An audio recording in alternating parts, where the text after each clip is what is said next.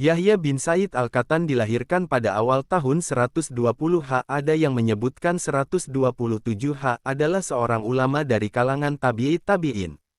Nama sebenarnya adalah Abu Sa'id Al-Basri Yahya bin Sa'id bin Farau Al-Qattan At-Tamimi Al-Ahwal Al-Hafiz. Ada yang mengatakan bahwa beliau adalah bekas budak Bani, suku Tamim, dan yang mengatakan bahwa beliau tidak mempunyai majikan, bukan seorang budak. Ia menerima hadits dari Yahya bin Sa'id Al-Ansari, Ibnu Juraij, Sa'id bin Arubah, Ats-Tsauri, Ibnu Uyainah, Malik, Syubah dan lain-lainnya. Di antara murid-muridnya adalah Ahmad bin Hambal, Yahya bin Ma'in, Ali bin Al-Madaini, Ishaq bin Rahawai, Ibnu Mandi, Abu Ubaid Al-Qasim bin Salam dan lain-lainnya. Para ulama sepakat mengatakan bahwa ia ulama besar di bidang hadits, kuat hafalannya, luas ilmunya serta dikenal dengan orang yang solih. Hal ini diakui kebanyakan ulama hadits. Di antara sifat beliau adalah seperti apa yang dikatakan oleh cucunya, Ahmad bin Muhammad bin Yahya Al-Qattan, kakekku tidak pernah bergurau dan tertawa, dia hanya tersenyum, dan tidaklah beliau masuk ke dalam kamar mandi kecuali menggunakan sandal. Ishaq bin Ibrahim Asy-Syahidi berkata, aku pernah melihat Yahya Al-Qattan setelah salat asar, beliau bersandar di bawah menara masjid, sementara di depan beliau telah berdiri Ali bin Al-Madini, Asy-Syadkuni, Amr bin Ali, Ahmad bin Hambal, Yahya bin Ma'in, dan selain mereka. Sambil berdiri mereka menanyainya tentang hadits, itu berlangsung hingga tiba waktu maghrib, beliau tidak menyuruh salah seorang pun dari mereka untuk duduk, dan tidak ada satupun dari mereka yang duduk, ini sebagai penghormatan kepada beliau. Yahya bin Sa'id Al-Qattan wafat 198 sebagai atba, tabi'in atau setelah para tabi'ut tabi'in.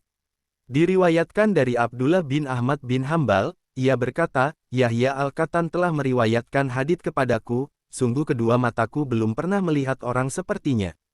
Diriwayatkan dari Basyar At-Talikani, ia berkata, aku pernah mendengar Ahmad bin Hambal berkata, bahwa Yahya bin Sa'id adalah orang yang paling tetap pendiriannya. Imam Ahmad juga berkata, aku belum pernah menulis hadits dari orang semisal Yahya bin Sa'id. Ahmad bin Abdillah Al-Ajali berkata, Yahya bin Sa'id membersihkan hadits yang sahih dari yang doif, dia tidak meriwayatkan kecuali dari orang yang sikah terpercaya. Diriwayatkan dari Yahya bin Ma'in, ia berkata, selama 20 tahun Yahya bin Sa'id menghatamkan Al-Quran pada setiap malamnya, dan selama 40 tahun ia tidak pernah terlewatkan waktu zawal pun, waktu salat duhur kecuali ia berada di masjid, yang tidak lain bertujuan untuk menunaikan salat berjamaah. Diriwayatkan dari Amr bin Ali, ia berkata, Yahya bin Sa'id menghatamkan Al-Quran setiap sehari semalam, dan ia berdoa untuk 1000 orang, kemudian ia keluar setelah salat asar untuk mengajarkan hadits kepada manusia. Amr bin Ali berkata, aku berdoa untuk Yahya di saat sakitnya sebelum meninggal, semoga Allah memberikan kesehatan untukmu, lalu ia berkata, sesuatu yang aku cintai adalah cinta karena Allah. Muhammad bin Abdillah bin Amr berkata bahwa Yahya bin Sa'id pernah berkata, jangan kalian memperhatikan hadits sebelum melihat pada sanad hadits tersebut, apabila sanadnya sahih maka ambillah hadits tersebut, namun jika sanadnya tidak sahih maka janganlah kalian terperdaya pada suatu hadits yang sanad tidak sahih.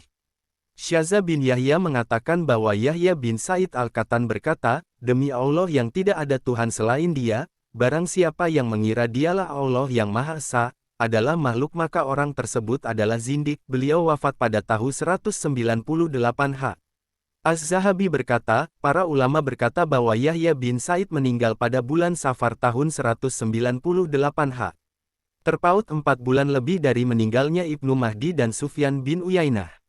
Wallahu a'lam bishawab.